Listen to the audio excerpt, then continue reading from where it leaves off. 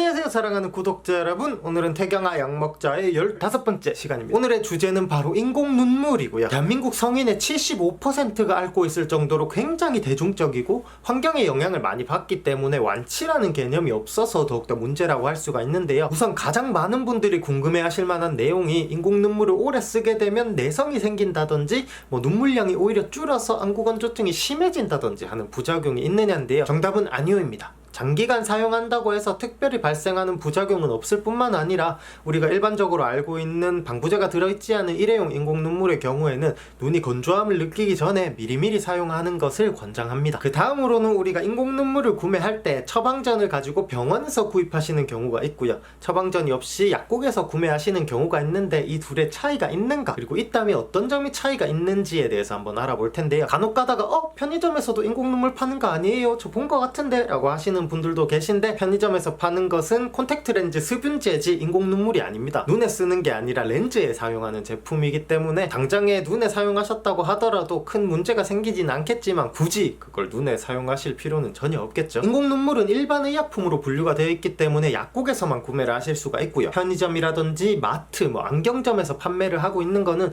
설사 그게 인공 눈물이라고 적혀 있다고 하더라도 절대 구매를 하시면 안 됩니다. 그건 인공 눈물이 아닙니다. 본론으로 돌아와서 인공 눈물은 크게 두 가지 성분이 있다고 보시면 되는데요. 히알루론이랑 CMC라고 불리는 카르복시 메틸셀룰로스 계열로 나눌 수가 있습니다. 이 두 가지의 공통점은 친수성이 굉장히 강해서 주변에 물을 붙잡아가지고 눈이 뻑뻑해지거나 건조해지는 증상을 완화시킵니다. 차이점이 있다고 한다면 CMC 계열은 히알루론보다 점한 시에 눈이 따갑거나 눈앞이 좀 뿌옇게 보이는 증상이 덜합니다. 대신에 지속시간도 좀 짧아서 비교적 자주 점안해줘야 된다는 단점이 있고요. 반면에 히알루론은 지속시간이 길고 각막 상피 표면 회복 능력이 뛰어나기 때문에 손상된 각막 표면의 치료에도 효과가 있습니다. 최근에 가장 많이 사용하는 성분이지만 점한 시에 따가울 수가 있어서 농도 조절을 굉장히 잘 해주셔야 되고요. 그런 이유에서 병원에서 처방을 받으신다면 히알루론 계열, 약국에서 구매를 하신다면 CMC 계열이라고 보시면 되는데요. 물론 정반대의 경우도 존재합니다. 약국에서도 히알루론산이 포함된 제품을 구매하실 수가 있지만 이 경우에는 농도가 좀 낮은 제품들만 제한적으로 구매가 가능하고요.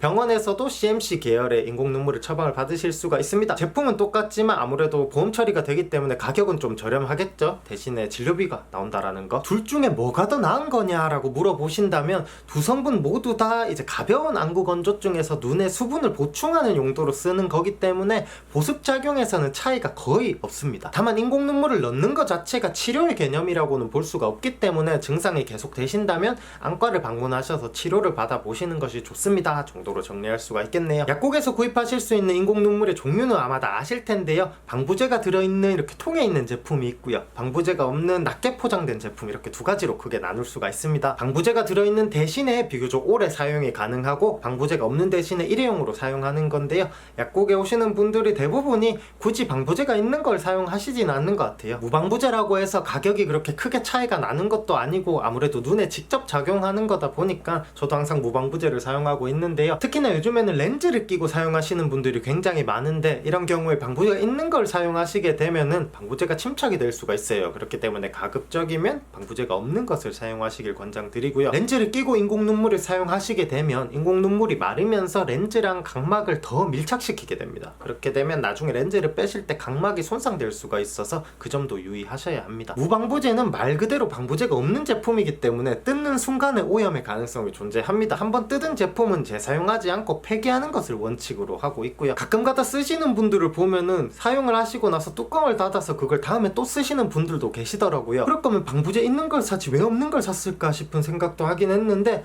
아깝다라고 생각하지 마시고 쓰고 나시면은 남은 양이 얼마든지 간에 그냥 그건 폐기해 주시는 게 좋습니다. 자신에게 잘 맞는 인공 눈물을 찾으시는 것도 중요하지만 그걸 올바르게 사용하는 것도 굉장히 중요한데요. 물론 본인만의 스타일이 있으시겠지만 흡수율을 가장 높일 수 있는 정석적인 방법을 소개해 드리자면, 한 번에 한 방울씩만 넣으신 다음에는 한 30초 정도 눈을 감고 있으시는 게 가장 좋습니다. 가장 많이 하시는 방법이 한 두어 방울 넣으신 다음에 계속 눈을 깜빡이시는 건데요. 그렇게 하면은 흡수가 더 잘 된다고 생각하셔서 그런지는 모르겠지만 실제로는 눈물길로 인공 눈물이 다 빠져버려서 실제로는 효과가 더 없습니다. 아무래도 이름이 안구건조증이다 보니까 수분이랑만 연관이 있다고 생각하시기가 쉬운데요. 눈물막은 크게 3개의 층으로 구성이 되어 있습니다. 가장 안쪽부터 점액층, 수성층, 지방층 이렇게 3가지인데요. 세 가지 중에 한 가지 층에만 문제가 생겨도 안구 건조증으로 발전을 할 수가 있고요. 실제로 수성층만큼이나 지방층에 문제가 생겨서 안구 건조증이 생기시는 경우도 굉장히 많습니다. 우리가 눈을 이렇게 감았다 뜰 때 수성층 바깥의 기름층이 얇은 기름막을 형성해서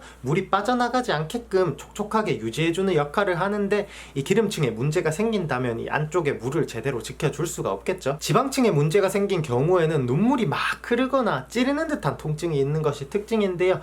이런 경우에는 지방층을 보충해줄 수 있는 겔 타입의 인공 눈물을 많이 사용을 하고요. 이런 거는 점도가 높기 때문에 보통 자기 전에 이렇게 뿌리고 잠을 자는 형태로 많이 사용을 하고 있습니다. 그리고 제가 약값 청구 관련해서 꿀팁을 하나 드리자면, KB손해보험의 보험금 청구 앱 서비스라는 것이 있습니다. 보험을 들어놨다고 하더라도 막상 보험금을 받으려고 하면 그 과정이 굉장히 복잡하고 까다로운 경우가 많은데요.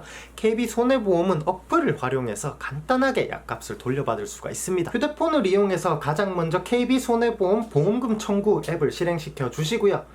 중간에 보시면 보험금 청구 시작하기 버튼 보이시죠? 눌러줍니다. 보험금을 청구할 때는 보험금 청구서랑 개인정보 동의서 두 가지가 필요한데요. 이미 가지고 계신 경우에는 윗 버튼을 누르셔서 그냥 카메라로 찍기만 하면 되고요.